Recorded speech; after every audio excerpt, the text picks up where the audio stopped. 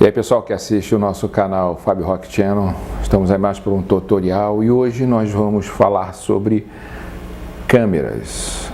Muita gente pergunta, muitas pessoas que estão iniciando no curso de fotografia ou até que já estão há algum tempo ou não tiveram assim, um estudo profundamente, né? Não fizeram um estudo profundamente ou não estudaram profundamente.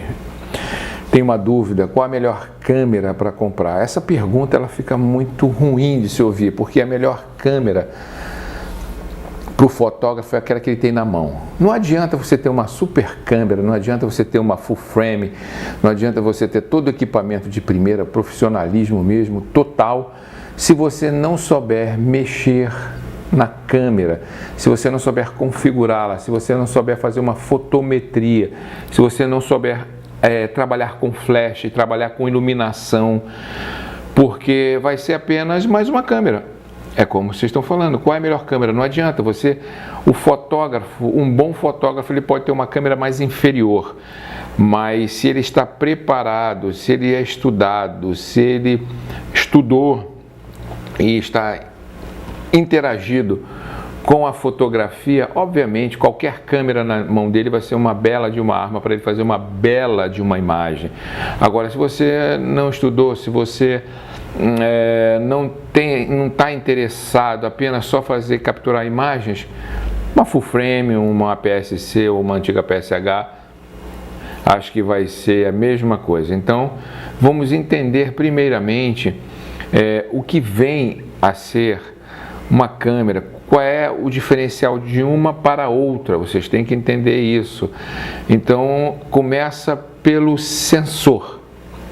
É a prova de tudo. O sensor é que vai dizer para vocês, vai dizer para a gente a informação do que é uma câmera considerada mais profissional e uma outra mais inferior, semi-profissional.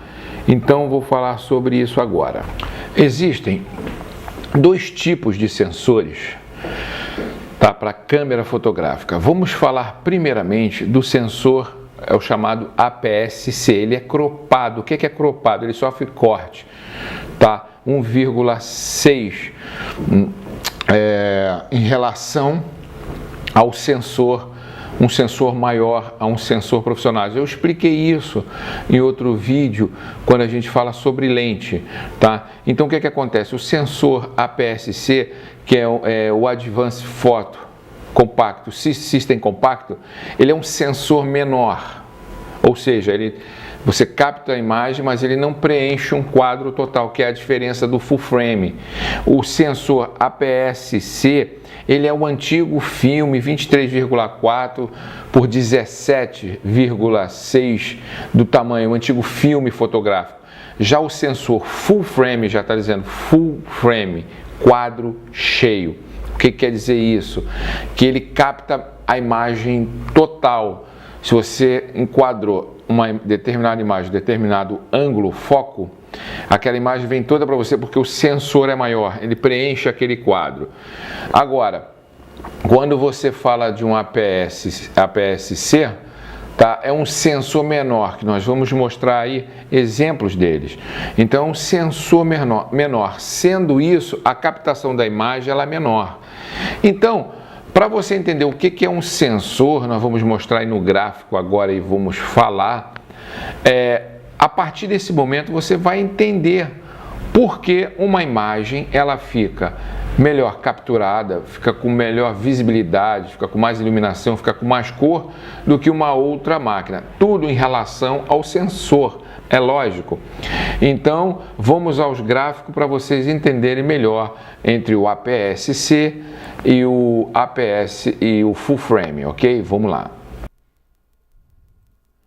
Então, pessoal, primeiramente para você entender sobre sensor, vamos ver aqui, ó, que é uma representação gráfica, um desenho. O que é o sensor? O sensor é uma placa de silício. Dentro dessa placa de silício, que aqui vocês estão vendo, ok? Existem mais ou menos milhões e milhões e milhões de fotodiodos, ok? Esses fotodiodos, eles são sensíveis à luz, porque eles têm grãos de pratas. Quer dizer, é o mesmo processo antigamente do filme químico, tá legal? Então o que acontece aqui? Então agora você vai entender porque uma câmera tem 14, 12, 18, 24 megapixels. Cada megapixel corresponde a 1 milhão de pixels. 1 milhão. Então, se eu tenho uma câmera de 12 megapixels, entendeu? Eu tenho 12 milhões de fotodiodo. Se eu tenho uma câmera com um sensor maior, que tem aproximadamente entre 18 a 24, 36 megapixels, isso corresponde a 36 milhões, 24 milhões de megapixels, ou seja, obviamente, maior do que uma de 12, 14, 16, tá ok? Então por aí vocês já vão ver. E o que acontece com esses fotodiodos? Por eles serem sensíveis à luz por causa do grão de prata, quando uma luz, tá, uma partícula de luz invade o sensor e vai de encontro a um fotodiodo, o que acontece? Microexplosões, aqui está, microexplosões. Isso significa que são milhares de partículas de luz encontrando milhares de fotodiodos, fazendo o quê? Milhões de explosões. Isso em milésimo de segundo. Não basta num clique, isso tudo acontece. Quando acontecem essas explosões, esses fotodiodos se transformam em quê? Num pixel, ok? Então, se tem 14, 12, 36, 24, 20 megapixels, então tem 14, 12, 18, 36 milhões de pixels. Então, o full frame, o sensor full frame, ele é maior, ele é um quadro completo, então ele possui, por ele ser maior, ele possui mais fotodiodo. Possuindo mais fotodiodos, vão produzir mais o quê? Mais pixel. Produzindo mais pixel, obviamente a iluminação sai o quê? Melhor, com mais cor, com mais presença, com mais HD, mais high definition, com mais definições. Então é isso que faz o diferencial. Quando você tem uma câmera inferior, uma APS-C, como nós falamos no início, que possui menos fotodiodos, vão produzir menos pixel. Quando você tem um sensor maior, full frame, eles vão produzir o quê? Mais pixels, fazendo o quê? Uma melhor qualidade de imagem. Você já começa então por aqui, vendo a diferença. Então não adianta você não entender disso e simplesmente clicar uma máquina, não saber fazer uma fotometria, não saber fazer uma luz, não saber fazer a utilização do speedlight flash, que não vai acontecer nada. Então, o sensor é uma placa de silício que tem milhões de fotodiodos, dependendo do megapixels. Então, cada um, quando explode, faz essa explosão aqui, eles formam um pixel. Então, milhões de fotodiodos se transformam em milhões de pixel. Então, quanto mais pixel, quanto maior o sensor, muito melhor a qualidade de imagem, ok?